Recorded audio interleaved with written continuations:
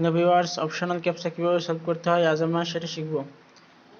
এখানে আপনি দেখতেছেন যে আপনার সামনে তিনটি সংখ্যা দেওয়া আছে এবং এখানে আপনি লক্ষ্য করে দেখতে পারবেন যে এখানে তিনটি ওয়ার্ড দেওয়া আছে।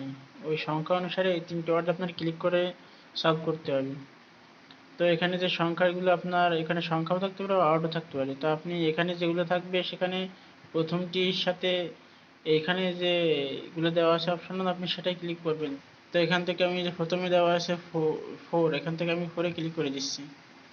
এরপর দেওয়া আছে 9, এরপর এখান থেকে আমি 9-এ ক্লিক করে দিচ্ছি। এরপর দেওয়া আছে 2, এখান থেকে আমি 2-তে ক্লিক করে দিচ্ছি। তো এইভাবে আপনাকে অপশনাল ক্যাপচাগুলো সলভ করতে হবে। তো আমি আপনাদেরকে আরও একটি উদাহরণ দেখিয়ে দিচ্ছি।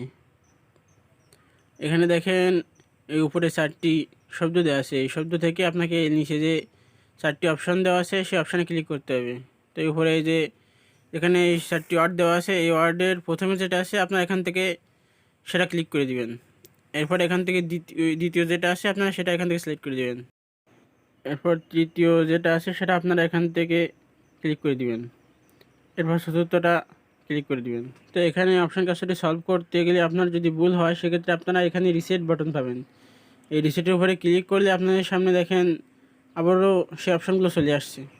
তো এইভাবে আপনাদেরকে এখানে অপশন ক্যাপচারগুলো সলভ করতে হবে।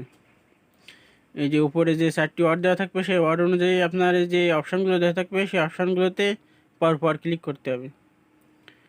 তো আজকের ভিডিও এই পর্যন্ত। আপনারা সকলে ভালো থাকবেন এবং পার্টনার ভিডিওর সাথেই থাকবেন। ধন্যবাদ।